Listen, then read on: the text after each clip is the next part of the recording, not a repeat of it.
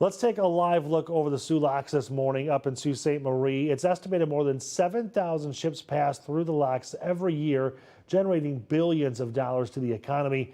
And those ships rely on important information about weather, water conditions, ice, water height, waves, to know when it's safe to travel and when to avoid some dangers. But proposed cuts to NOAA funding could impact that information that cargo ships rely on.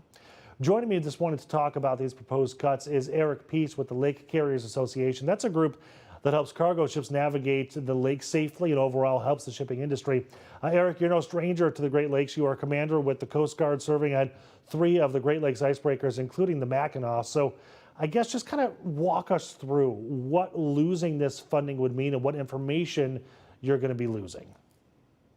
So NOAA's mission portfolio is pretty vast, whether that's with the National Weather Service providing us information on wind, wave height, currents, things like that. But there's vast amounts of data that are produced by NOAA here on the Great Lakes that we use on a daily basis. So when we're shipping from the head of the lake, so whether it's Duluth Superior, down to Gary, Indiana, or Burns Harbor, or over to Cleveland, or even to Detroit, we need to know 3 days in advance as to what those weather conditions are going to be, along with what the water levels will be, because we're loading as much as we possibly can to move efficiently and effectively across the lakes. It's a pretty important piece of information. So mariners are data hounds, and we look at everything that's possibly available to risk mitigate any kind of transits through these areas. So we're moving 80 million tons of critical raw materials here on the Great Lakes. Those 80 million tons need to move safely and effectively through our system. So I know some of the proposed cuts are roughly $2 billion to NOAA, which again, as you mentioned, is a large agency with a lot of different programs underneath of it. But what specifically are we looking at losing in terms of the program itself? Because I've read that we're looking at the Great Lakes Observing System, which probably entails everything that you need. Yeah, so that's probably the major issue that we're facing right now. It's a little difficult to tell by the NOAA budget exactly what will be cut. But obviously, most importantly to us is, again, those risk mitigation measures. One of the things that's produced that looks like it will possibly face a trim back on the budget would be the Great Lakes Environmental Research Lab, which produces an ice forecast for us on a daily basis. And that helps us, again, mitigate risk, especially during the wintertime when we have a lack of Coast Guard icebreakers. We know when to go, when not to go, and that ice forecast is pretty critical. One of the areas that looks like it probably will remain is the National Water Level Network. NLON stations are throughout the Great Lakes. Those stations provide water level height and current data in certain areas that allows us, again, to mitigate risk and load as deep as we possibly can. Because what happens is if we lose 1 inch of draft and not knowing what that condition is as far as the water level in that area, that can be 270 tons that we have to leave on the dock. Oh, wow. Okay.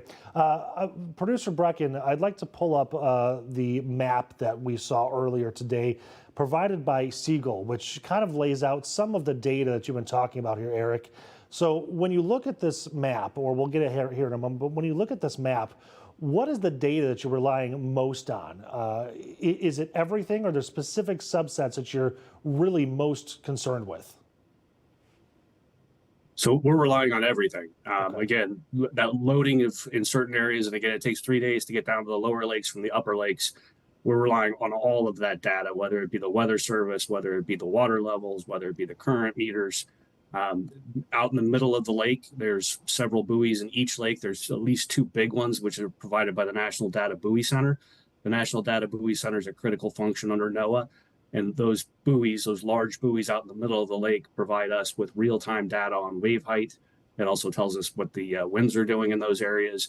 And again, the Great Lakes are very dynamic, extremely dynamic when it comes down to weather forecasts. We can have hurricane force winds on Lake Superior in a matter of minutes. Especially during this time of the season when you get derechos and things like that. Having that data is critical for us to make sure that we're safe and we're effectively moving our cargoes. I read an article because obviously you've got Coast Guard experience, and please correct me if I'm wrong, but you had mentioned that you would prefer to deal with swells in Alaska versus some of the environments that you face here on the Great Lakes. Are we that dangerous / unpredictable? Yes, absolutely. Up in Alaska, we'd see 30-foot seas on a regular basis out in the Bering Sea. but at least you could predict those coming and you would get a swell in between them. Here, everything's wind driven and it comes quickly and it moves and it rotates. So you can get winds that are blowing out of the west 1 minute of gale force and they'll shift north or they'll shift to the east. And that happens in a matter of minutes. And that can shift all sorts of weather conditions as far as the wave height, the direction, which impacts our ability to move the cargo, knowing what the weather conditions are out there. It's pretty critical stuff. So I'm wondering if there could be a trickle-down effect here. If, let's say, we lose this funding and you aren't able to predict as well what conditions the ship's going to be facing, I'm assuming you'll probably have to play it safe and pull cargo off of them, which then means more shipping costs, which then I would assume eventually could trickle down to consumers on the goods that you're trying to move. Possibly, but we're using a lot of different data. One of the things that you showed there was Seagull. That's a very complex compilation of a lot of data. It would probably just require us to look more at individual pieces of data as opposed to that consolidated Seagull map. So we would still move the cargo. I don't think there's a doubt there, but it would definitely require us to do more work to consolidate all that data and make sure that we have a safe transit plan. Gotcha. So what kind of lobbying or conversations need to be had to make federal officials understand how vital this program is and why you really can't lose some of these data points? So I'm not sure it's lobbying. I think I would call it education, right? I think that's the biggest problem is that some folks don't understand exactly what we're using this data for. I think some of the cuts that are occurring at the federal level are focused on climate data. And while some of these functions that NOAA provides do provide climate data, it's an understanding that it also provides for safe navigation, which is tremendous. So, I serve with some folks on a federal advisory committee, and those folks on the Mississippi River have a very complex system as well. And that includes water levels, includes currents, and it also includes air draft of going underneath bridges, which we saw there's been issues with bridges in the past, not here on the Great Lakes, but in other locations.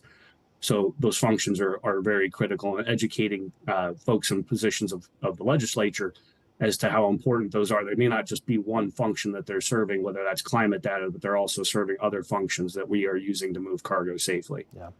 Eric, I know your current role right now is focusing on the Great Lakes here, but if you don't mind, I do want to pick your brain just a little bit on the earthquake and tsunami that we're dealing with right now that happened overnight out in Russia. I'm assuming, and again, please correct me if I'm wrong, that a lot of the warnings and advisories that are triggered come from data points that are collected. If we see some more federal cuts to programs like NOAA, do we then have difficulty in predicting things like tsunamis? That's a very good possibility. I'm not exactly sure on that one because I've only dealt with tsunamis when I was in Alaska, and those were very rare occurrences. But obviously, you can see the damage that they do create. When I was stationed in Kodiak, there was a mark on the wall which was about 30 feet tall from the tsunami that occurred in the 60s. So those are very important functions of understanding what's going on with wave height, water levels, things like that. So it's a pretty critical life-saving function that they provide. Yeah. Okay, Eric, thank you so much for your time, and thank you for trying to help us understand this, because I think this is something, especially down here in the Detroit area, that we have no clue of what you're going through up there and how vital this data is to you. Yes, sir. It was a pleasure being with you today. Thank you. All right, take care.